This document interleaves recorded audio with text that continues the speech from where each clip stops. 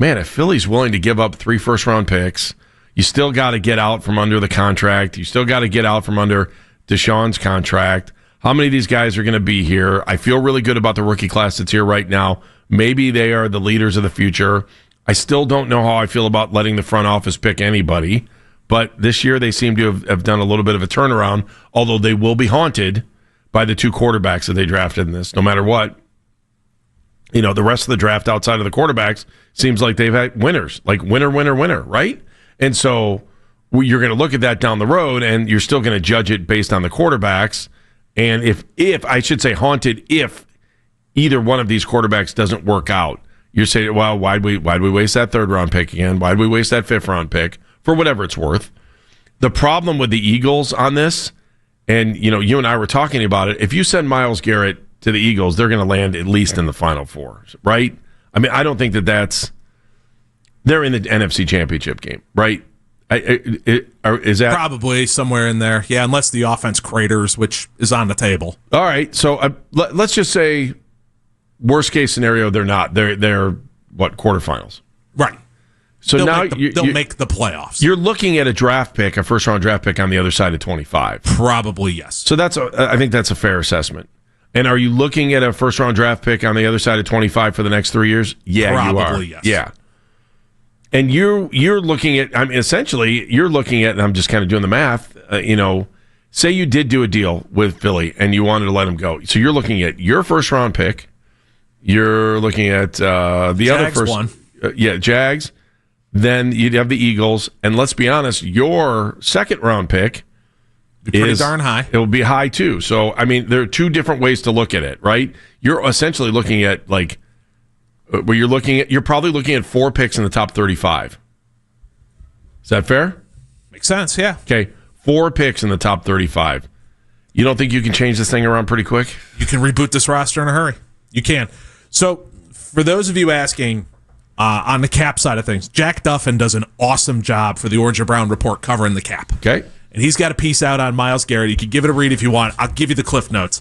Okay. Basically, yes, you can do that. Your dead cap number for this year would be $19.6 million. For next year, it would be $41 million. So, yes, you can do this. It would hinder you, but it would not bury you.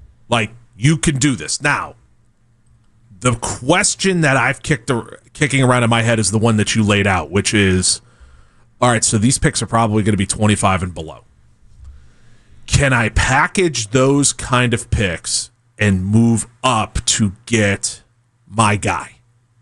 Can I package them to get my quarterback? Does that entice one of these teams If more? you have 4 picks in the top 35, you could walk your way up to number 1. And I don't think you have to give up all of them either to do it. If you're head over heels for one of those guys. Yeah. Or you do the roster rebuild the other direction, because there's 2 ways to do this.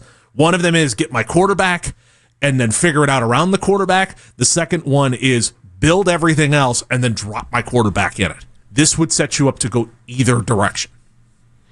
The other part of this, too, and let's bring this up in the next segment, if you're Andrew Berry, are you pulling the trigger on this? This is if you could do this, and again, remember, it's like winning the lottery. Okay, I've heard that before. I've also heard coaches aren't going to get fired, and then they get fired the next day, right? I mean, how often do we hear stuff like that? So whether you want to believe it or not, if you're sitting there at Andrew Berry's desk, and the Eagles call and say, let's make this work, we got 3 first-rounders, and who knows what else, for Myles Garrett, you're 2-6, and you're trying to figure out the future of the franchise. Are you pulling the trigger on it? Are you? Would you do it? 3 first-round picks for Myles Garrett if Myles doesn't want to be here. That's the other part of it, because he's got the no-trade part of it, too. Myles would have to obviously say, I don't want to be here anymore, which he did around the Super Bowl. Does anyone remember that? And it wasn't because of us, the fans. It was because of the way things looked like they were going. Are they still going in the same direction that was explained to him when he signed the deal? I know there's all kinds of talk to say this isn't happening, but Charles Robinson's saying, hey, look, there's some smoke on this. Is there fire? I don't know. What would you do? So Charles Robinson, because I had walked away from this probably yesterday and Wednesday, where I was like, there's just no way Myles is getting traded. This isn't happening. And, I could understand it. If Myles wanted it, I could see the Browns kind of not. I don't know that the Browns are going to get backed into a corner, but I don't think they ever want to get backed into a corner again, because I think Baker backed them into a corner. Don't you? You with me on that or no? Like, Yes. I think yeah, front Baker office put them in a really, really crummy situation. Yeah. And they put themselves in said crummy situation on top of Baker putting them into that situation. I don't think Baker would have put them in the situation, but they put them Right. And they knew what they were dealing with Baker at the time. Like they've watched him do this. They watched him do it in college, right? And I'm going to go find somewhere else. And he was but the thing about him was he was willing to take a financial hit to say, I want out of here. Like, who does that? Yeah. Right? He very much was done. So, and if Myles is very much done, which we haven't heard a word from him since we he's haven't heard a single thing come out of that building besides the fact that from multiple reports, they are not trading Myles Garrett. That's the only thing we have heard in the bye week that has come out of that building. Again, though, all reports, right? And things change. I mean, the truth is only until you walk off the dais. Mm-hmm.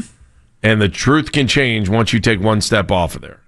So you never know. And, we all heard the line earlier, well, you got a better chance of winning the lottery than getting Myles Garrett out. Okay. I think it'd be really difficult to sit in that general manager's chair if someone was offering you 3 first-round picks for him, though. It'd be difficult, especially being on the other side of it at one point where you let 3 first-round picks go. And Andrew finds himself in a weird position, too. If he does trade Myles Garrett, he has the burden of being, whether he had anything to do with it or not, or whether he takes partial or full or any responsibility for the Deshaun Watson deal. He would be the guy on the end of, oh my God, that trade for Deshaun Watson was horrible. And then he would also be accredited with trading Myles Garrett, letting a Hall of Famer go. I don't know where you want to say he is in his career at this point, but you would also be the guy that traded Myles Garrett. I would say tail end of his prime would probably be the best way to put it. And by the way, that tail end might still be 2 more years. Yeah. But, Father Time is going to come a calling at some point. So that's nothing against him. That's just life. Both of those theories have to go through your head. 216-474-0092. The question is simple. Would you do it if Philly, and you could, and we talked about it, and you talked about, it was Jack Duffin that had the... Yeah, who said in there that, yes, it can happen. You can do it with the cap hits and all of that stuff and be fine. Andy, I'd do it. I would do it in a minute. And the only reason that I say that I would do this 100% in a minute is because right now, the trajectory of this team, which direction is the arrow pointing? Well, what do you think? Just off the top of your head, knee-jerk reaction. Which direction is the arrow pointing? You can go up, you can go parallel, or you can go down. Which direction are you pointing?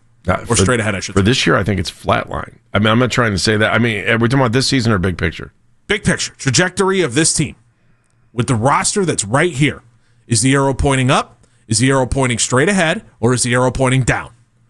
The arrow to me is pointing down. Which means... I would agree with you. I would say the arrow is pointing down, but let's just say you decide you're going to make this trade, right? You're going to trade Myles Garrett, and you've got a dam in front of you. And you know the water's coming through holes in the dam, right?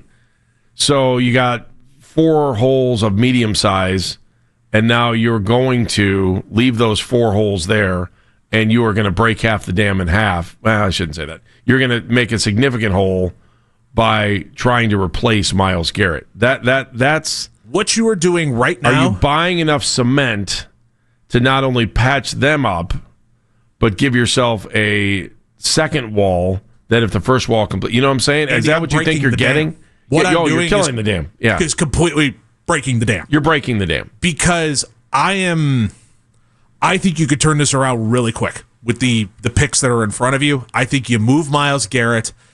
I don't think Alex Wright or Isaiah McGuire are of that caliber, but I think you can find guys who might not be Hall of Famers in Myles Garrett who can come help you. You can find your veteran left tackle. You can find your wide receiver. You can find maybe help rebuild the line with your guards and that kind of stuff with everything you got going for you. Not to mention that tail end of the first round pick is actually really valuable because you got teams that want to trade for it. If you got a team who's kind of 75-25 on a quarterback, they'll trade up into the bottom of that first round to go get that guy so they get the 5th-year option. You're talking about Philly, right? Huh? You're talking about the Philly, what would probably be the Philly pick, yeah. Which means I can get even more if I really want to. This roster, to me, needs to be rebuilt. And if you do this move, Now, all of a sudden, you can rebuild this thing however you want. If I'm Andrew Berry and I've got an assurance from the from the powers that be, and again, if I'm Andrew Berry and I have an assurance from the powers that be, it is really tempting for me not to look at this and say, yes, let's do it. Because, again, I could go get my wide receiver. I could go get my left tackle. I could go get my quarterback. I could go find another pass rusher who might not be as good as Myles Garrett. Of course he won't. Myles Garrett is Reggie White reincarnated. Like, he's insane. He's unbelievable to watch. But again, if I can turn one blue chip into 3 red chips, that's pretty good. You can live with that. You'd be pretty happy with that. It's been a weird year for Myles anyway, right? He got the money. He stopped talking to the media. And now you're back at this, sets a record for 5 sacks. You're going to go back and look at history and say if they trade him on Tuesday, you're going to be like, yeah, the guy set the franchise record for single game sacks, and then you traded him? Yeah, because your franchise needed to pre-build. That really sounds crazy. You went through this with Joe Thomas. But Joe stayed. But you went through this with Joe Thomas. You had a Hall of Fame left tackle and a roster around the Hall of Fame left tackle that lacked talent. You're doing it right now with Myles Garrett. You have a Hall of Fame all-timer, first-team 2010s all-time player in Myles Garrett. But around him is a good defense, starting to slip a little bit from what it looks like. You mean 2020s, right? I'm trying to think. Sorry, 2020. Said the wrong thing. 2010s, I was like, what? Time is a flat circle. I apologize. Okay. Thank you for correction. No worries. Defense is starting to slip a little bit. Let's be real honest with ourselves. And the offense needs a jolt. You need wide receiver talent. You need speed. You need guys who can get open. You need a quarterback. You need offensive line help. You need to reboot this thing. Yeah, I mean, I'd be really tempted, Andy. There's another way to look at it, too. Tempted. I mean, this could change everyone's perspective on Andrew Berry if he does pull the trigger and it works and he stays. Then he's the guy that had the you-know-whats to do the deal here to make up for a bad deal that haunted him earlier in his career. It turns into the Herschel Walker trade for you. Herschel Walker, the Vikings make the move for Herschel Walker. You get all the picks. The Cowboys turn around and turn that into Troy Aikman, Michael Irvin, so on and so forth. The dynasty begins.